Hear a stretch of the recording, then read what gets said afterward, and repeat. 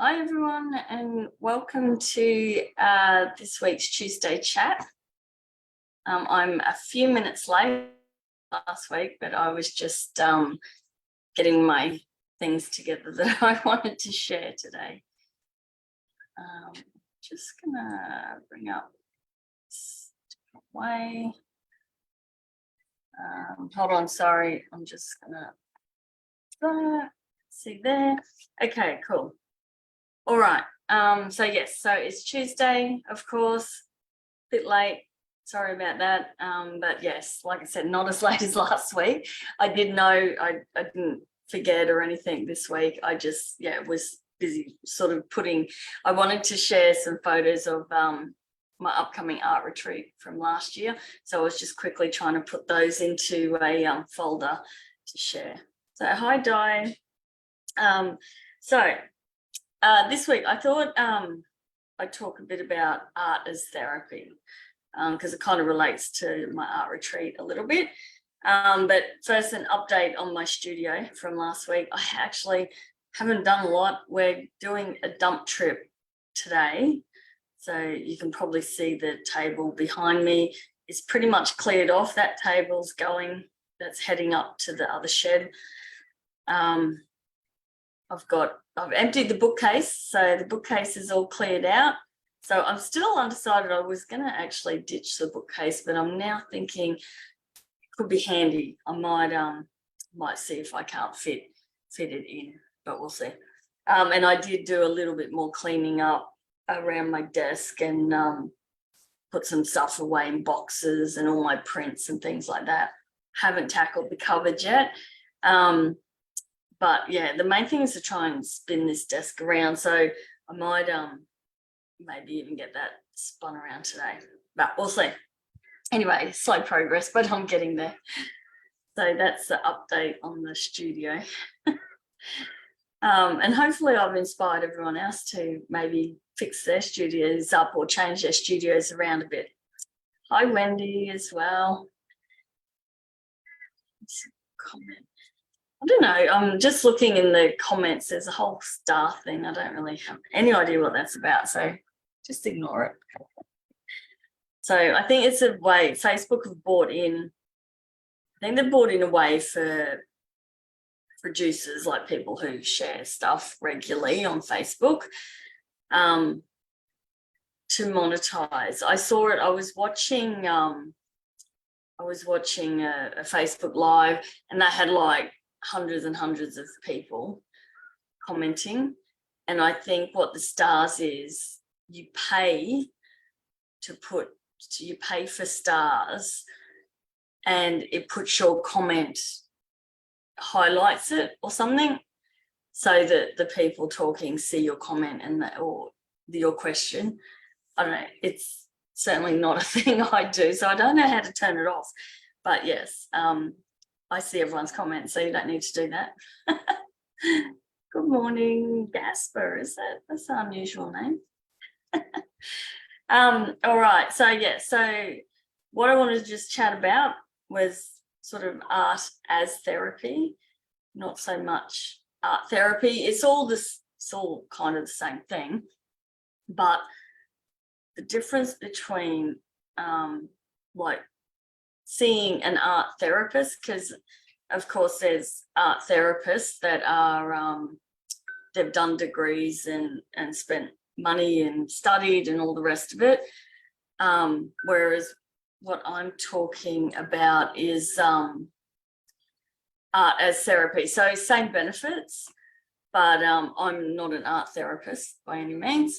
But the difference is in art, if you go and see an art therapist, you'll still create art, whether it's painting, drawing, whatever, but they'll get you to maybe talk about or paint your emotions, sort of thing, or sort of paint what you're feeling at the time, and then after that you discuss what your painting means and the feelings and all of that side of it. So it helps you to if you've got a lot of stuff bottled up, it'll help bring that out. and it's a safe environment when you're talking to a therapist, of course, and they know what they're doing because they've studied to be a therapist.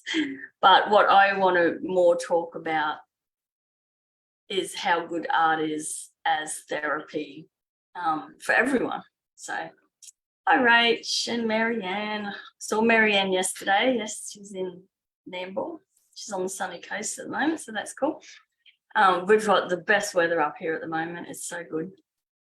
So yeah, so I still call it art therapy, I suppose, is like attending art classes, attending art retreats, of course, online classes, just in general doing art, because it is so beneficial for you, of course.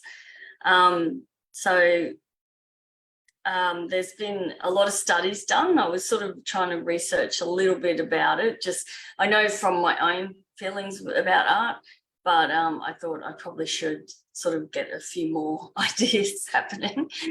So so I saw there's been quite a lot of studies done, but one in particular was from a hospital, I think it was in the UK, and they had 200 patients that were in for various operations. They were in pain and all the rest of it.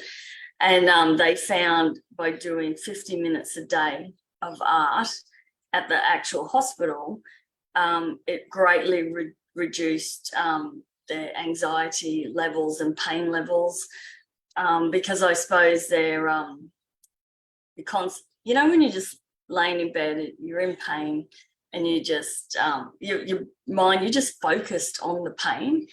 And by doing the art, I suppose it totally takes your mind off of it. So it's a great pain reliever, and also, of course, a stress reliever and anxiety reliever, because you stop thinking about all that other stuff going on and just focus on your art. So that's where I see it as therapy. You don't need to discuss your art. I mean, that's something that you can, I suppose, as you get into art groups that you feel really comfortable with, and you start to make friends, and you're comfortable to then share the more emotional side of it, you could. But like I said, I'm talking more about just the joy of actually creating the process of it. Takes your mind off everything else that's going on around you. So yeah, I know, but I do know sometimes it can be really hard. Like, I know when I lost all my sheep, I feel like it's like when you lose a pet, because I'm an animal artist, of course, but a lot of people do it with when they've lost a loved one as well, like a parent or something. They'll paint a portrait of that that person they've lost, or the animal they've lost, and it can help a lot to sort of get through that grief. And because when you're painting someone or something that intensely, you're really connecting with it.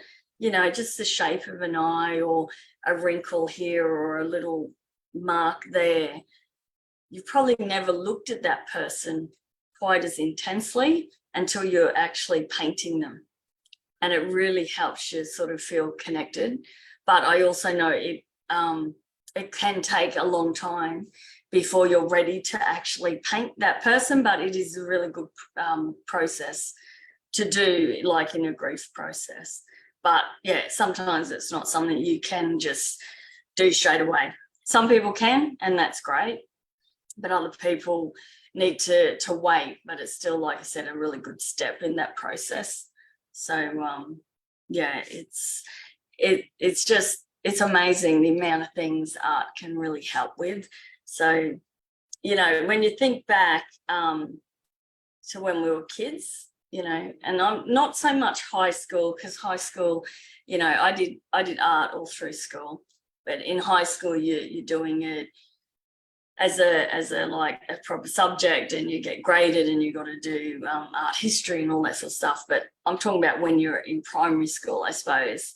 You know, who didn't love going into class and the teacher had all the art supplies set out? There was scissors and papers and glue and, you know, all the fun stuff to stick together and just make whatever you wanted.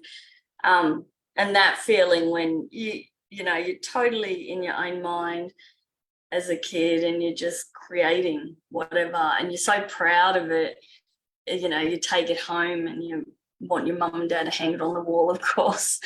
That process, like, you know, when we used to get bits of macaroni and you stick it on your paper, things like that, like try and think back to when you were a kid and how much joy art class in primary school used to bring you. I think it was everyone's favorite thing to do was when you went in, the teacher had all that out for us. So that's sort of the feeling you want to sort of try and get to, I suppose, when you're creating your art, even as an adult. It should bring you a lot of joy. If you're doing art and it's painful, then maybe change the medium or try a different creative outlet. So, you know, so not all art is right for some people. I find like what I do with the realistic drawing and painting, I suppose we can call it painting if it's pastel, it's really tedious and takes a long time, and not everyone's like that, of course. So if you're doing art like that and it's just a struggle and, you know, you're not enjoying it, I suppose, then maybe something a bit more abstract is more suited to you, a bit looser style.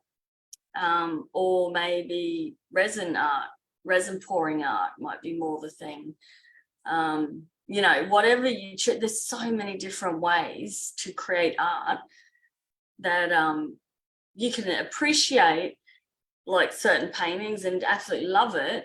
And, you know, you might just love that realism, or, you know, these beautiful oil paintings, but it might not, you might love it, but it still might not be for you, like your style. So that's why I always say to everyone to try everything, but then you need to focus and pick one that you really want to narrow down, because that's the only way you're going to get better, is if you pick just one. When you're looking at too many, you can't grow as much. You're still going to grow a bit, but you'll grow more if you focus on one. So I'm just checking comments here. Hi Chloe and Kate, thanks for joining me. So art as therapy, like I said, is trying to get back to that feeling you got as a kid, where it's totally carefree, nothing mattered. So I've written down a few things here that some benefits of creating art. So I'll just go through a couple. I've got notes all over me. So of course I've already talked about art can help our recovery. So I think a lot of hospitals, not a lot, maybe some, hopefully a lot in the future, will start to bring art into the hospital, so that it can help improve people's recovery, because like I said, they've done a lot of studies now, and it certainly does improve how people can manage their stress and their pain by doing art each day, and help take their mind off it, and it just will help them be more relaxed, I suppose, and be able to deal with the pressures they're under while they're in the hospital. And at home, of course, when you're recovering at home. I was talking to one lady that she has a lot of back pain, so she's in pain a lot throughout the day. So she does draw all the time. She does art all day to take her mind off that. And you can imagine, if you're doing art all day, the improvement you're going to see as well is a side benefit of not only helping you with pain relief, but you're just going to be amazing at it if you're doing it that much. So that was one. And then what have I got here? It improves communication skills. So of course, a lot of artists are introverted, and sometimes it's easier to put what you want to say down on canvas than it is to like verbally say it or to write it, of course. So you know, you can communicate your feelings visually rather than verbally. So when you're drawing or painting something you absolutely love, your passion for that will come through in the painting. But you can also tell a story, of course, with your paintings that you might not be able to like verbally say. Like as an example, when I was thinking of animal conservation, more impactful. People will read, of course, but visually something can be way more impactful. So say if you wanted to talk about say elephants that are being, you know, used not so much circuses anymore, but you know, you see them, they're chained up and all the rest. I know a lot of the circuses used to have them chained up. When I was a kid, I remember seeing them. They'd tour around Australia and the elephants would be there with the chain around their foot pegged into the ground. So you could do a sort of photo, a painting of an elephant foot with the chain on it, which would tell the story of them being captive and everything. Or you could paint an elephant foot with a chain that's been broken off the foot, which tells a completely different story of freedom. So that's what I mean. Things like that, it just quite a simple sort of picture can tell quite a lot. Whereas to try and actually write that is a bit different. It doesn't touch your emotions as much as a painting would. And my own example is when I did the painting of the dingo's face. It's just, you've probably seen it. It's on, this is it. It's on my, I was going to say it's on my business card. So that one's was called Misunderstood. And you can't see it in here, but in the eyes was a reflection of a four-wheel drive. So the story to that was about the Fraser Island dingoes, which are in the news a lot now. But it was misunderstood who's the real threat. So with that reflection of the four-wheel drive was sort of the humans on Fraser Island compared to the dingoes who live there. And that was sort of a way to tell the story about who is the threat. Lies it the dingoes or the humans, which everyone knows. I feel it's the humans, it's not so much the dingoes. But yeah, that's where I'm saying it can improve your communication skills in that way, that you can get across a point visually a lot better sometimes. And I suppose it also probably improves our communication skills in that being introverted, and that when we start doing art, especially if we join a community and stuff, we can really start to share, and you can start to talk about the meanings behind your art. Because as a lot of my students on here know, at the moment I teach art and teach how to draw, but I always encourage them, once they've learned those processes and the skills, and they're confident in like doing animal fur and different types of elements and all that sort of stuff, then they can start to tell a story and create their own art from their own images and from their own experiences. So that's where we sort of start to really look into ourselves, I suppose, to try and figure out what inspires us. So that probably leads into the next point, which was creativity helps to stimulate our mind. So I've got points here. So it will enhance your imagination. So you know, we all think about all these things. Oh, I'd love to paint this, and you come up with this idea. So it helps with your imagination to put it to paper. So of course you can then start to see your idea more clearly. So most artists will start to do little thumbnail composition layouts, sketches, all of that sort of stuff, which helps to develop that concept and improves your imagination and all of that sort of thing. So that's sort of one way that art can help with that. And we all know improving our mind and brain is good as we get older. So it can increase your emotional intelligence, because it does get you more in touch with your feelings, especially if you're starting to look into yourself on what you want to paint, what and why you want to paint it. I suppose the why is the big one. So sort of what inspires us and what moves us. So when you're learning art, I suppose, like my students, we're just looking, like I said, they're sort of following along with what I'm doing, but they're then starting to look at what really inspires them. They might, animals inspire all of us, obviously, because we do wildlife and animal art, but some might find that they're more inspired with birds, I suppose, or certain types of animals, or certain type of landscapes, that sort of thing.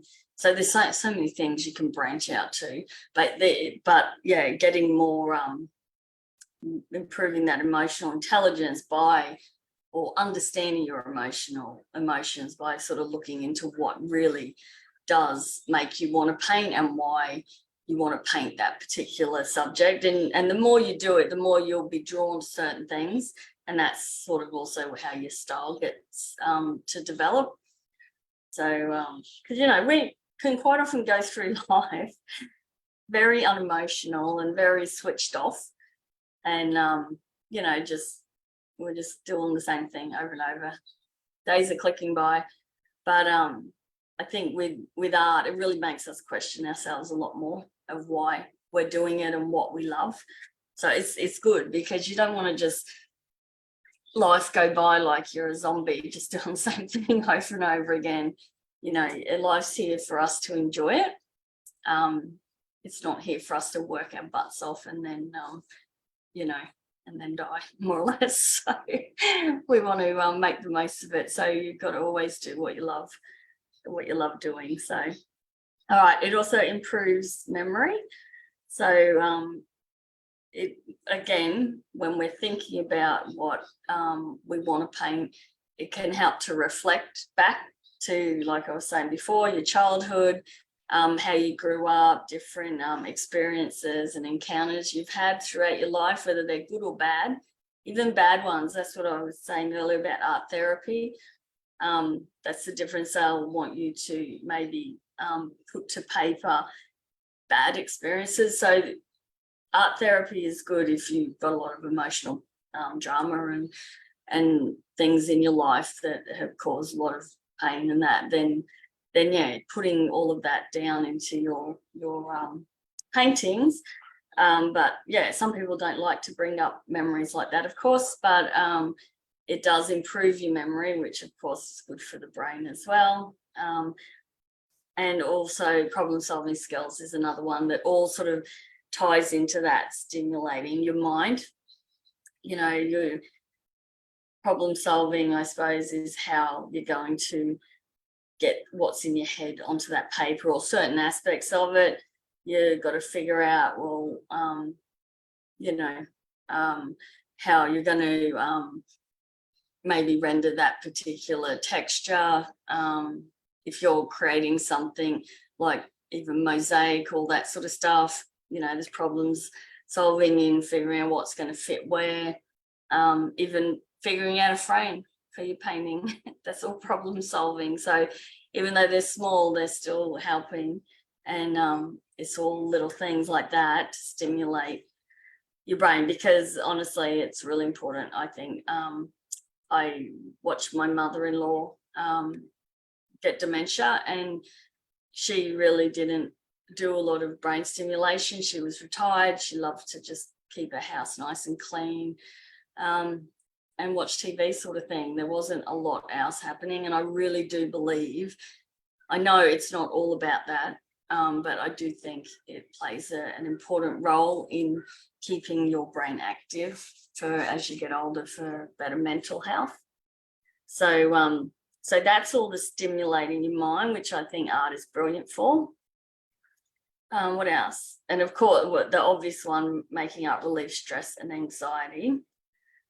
So like I said earlier, it takes your attention away, those daily stresses and pains, things like that. So even if it is just an hour a week, 50 minutes a day, whatever you can fit in, if you're definitely going through any stress, I would really make a point of putting that time aside to really help, because it will.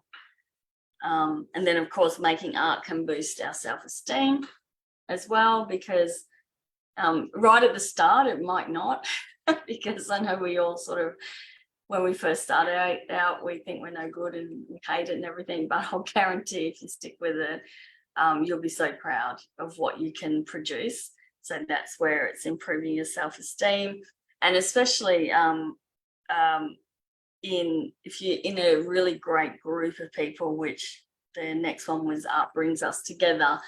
So improving your self-esteem and bringing everyone together. So that, of course, I always go on about community, and that's a really big one as well. So, but definitely you want to be in a supportive group.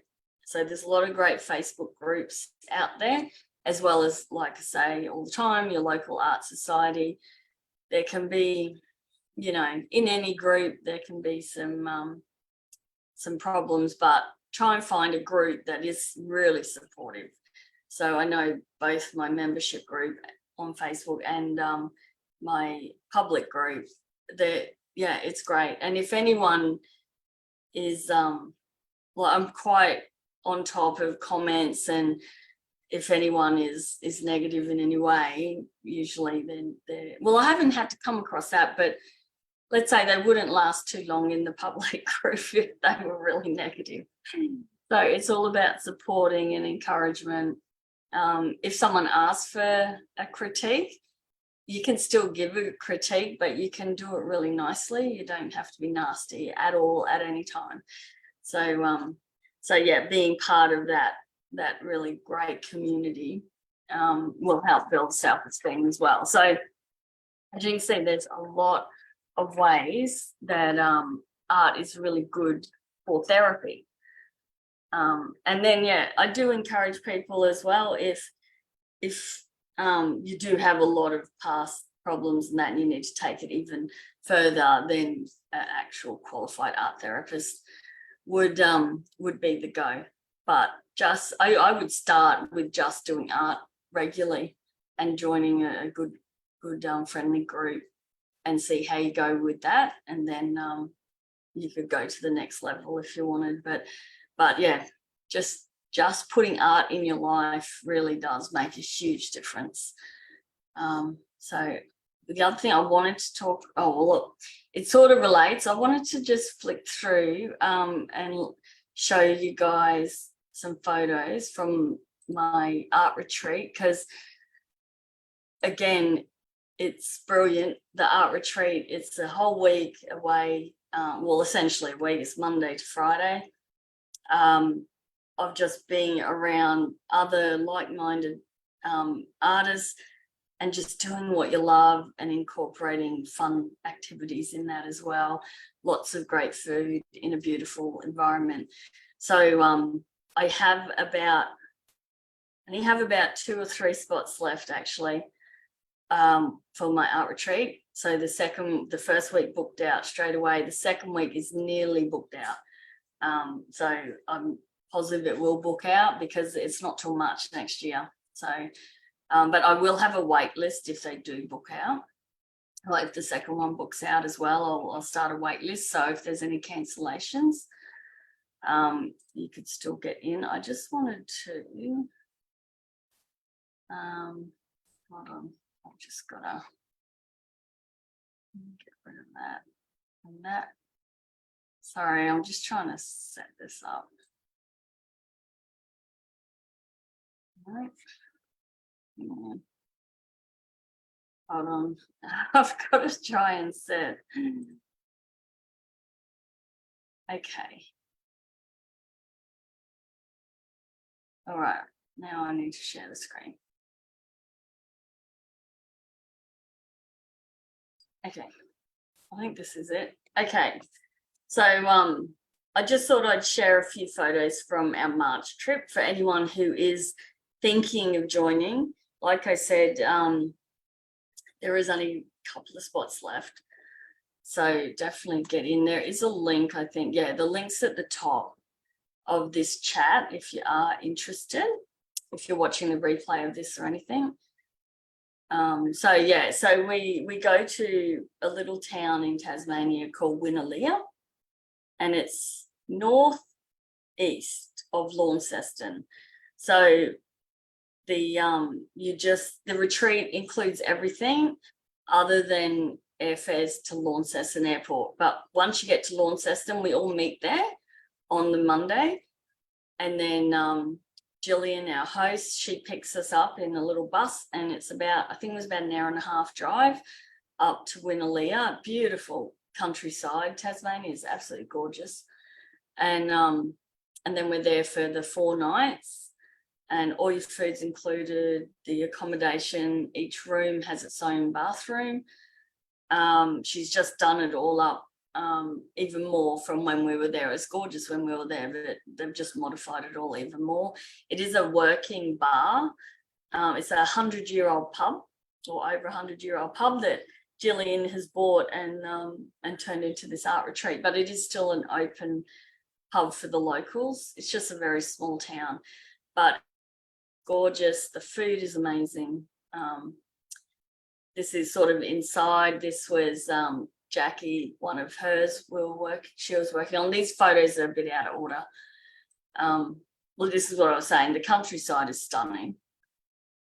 You're up. It was up. Winnaleah is. I think Gillian said it's sort of inside a volcano.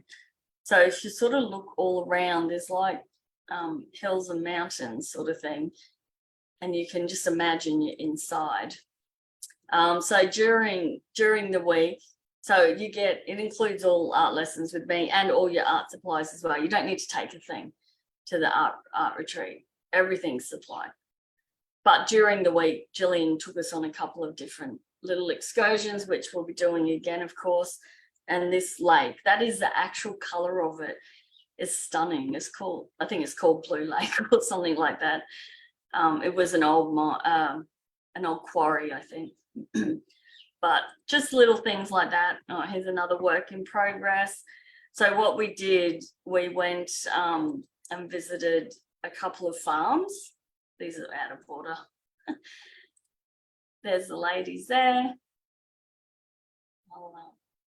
Here we go. So we visited a couple of farms to get reference images. And again, look at how beautiful this scenery is, and all these gorgeous cows and the beautiful green grass. I live in Queensland, so our grass isn't green very often. Oh, here's another one. I'm working, busy beavers. So this is the art room that we're all in when we're working. This is one of the farmers. So you can see the dog that was previous. That was, we got lots of photos of the dogs, of course. Again, inside here. And this bullock team, we had, I can't remember his name now. No, I haven't got the photo there. I thought I had another photo of the bullock team, but yeah, he set his bullocks up and everything for us. So Gillian organised, she knew I wanted to go and take reference images because I wanted everyone in the last retreat, because a lot of them were already experienced artists that have been working with me for a while. I wanted them to produce their own painting from start to finish.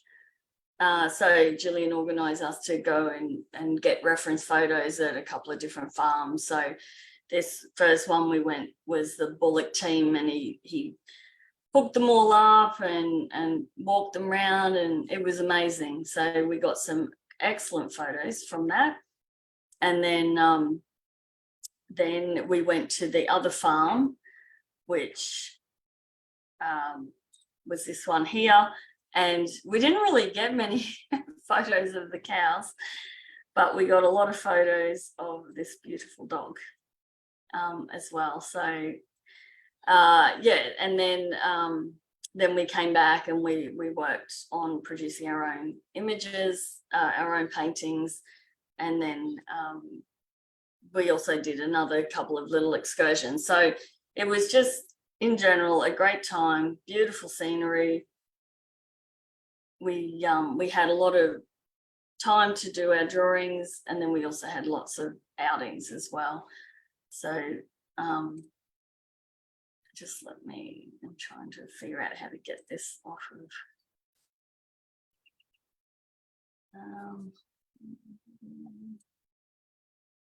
Oh, hold on, there it is. Sorry, I'll try to figure out how to stop the share. You'd think I've never done this before. So yeah, so you can see it's just stunning there. And this time around, I'm going to do probably more demonstrations myself. We'll still go out on excursions and do different things like that, but I might not be quite as hard on the girls this time, and we might do smaller work. I made them work really big, so it was a bit, they had a bit of trouble getting it finished in the week. But so yeah, so no, it's a lot of fun. Like I said, the food's just is amazing. Great area, and yeah, just can't wait to do it again and see some new things as well. And we probably will the second week, we'll probably go and visit some farms again, get more reference photos. Yeah, it's just a whole week of really learning pastels. I will have charcoal there as well. If someone doesn't want to do pastel, they might want to do charcoal. I teach all of that. But it's really about getting right into your art. We'll do some creative play as well. That's not so taxing on the mind, that's not so focused. Just more fun stuff, and yeah, excursions, and yeah, just a lot of fun. So that's what our retreat is all about. And as you can see, you can't get a more beautiful spot out there in the country. So yeah, so if you are interested in joining me, like I said, there's only about 2 spots left, 2 to 3. But if they do fill, I will start a waiting list. So you can definitely get on that. But you only need $200 deposit to book it, and then you've got till kind of January next year to get it paid off. So you pay in full then, and then that's it. That's all you got to do once you've paid it off. And then we leave in March. It's March the 11th till the 15th. And you've got to, of course, get your flights as well to Launceston. Or if you live in Tassie, you just got to meet us at Launceston. Some people in Victoria, they just catch the Spirit of Tasmania or whatever the barge is, so they can have their own car there. But you do not need your car. Everything's, like I said, is included. All the transfers, everything from Launceston Airport. So yeah, let me know. Like I said, just go to that link if you are interested, or if you've got any questions about it, let me know. But yeah, it's filling quite quick. I had 3 people sign up just yesterday, so which is great. So all right, well, I think that's all I had to talk about today, and thanks for joining me for the Tuesday chat. And I will see you all next week. And for those members, I'll see you. Oh, yes, I'll see you Friday night. Remember, Creative Play is cancelled tomorrow for my members, but we've got our draw along on Friday night. So, all right, guys, thanks again for joining me, and I'll talk to you all later on. Bye.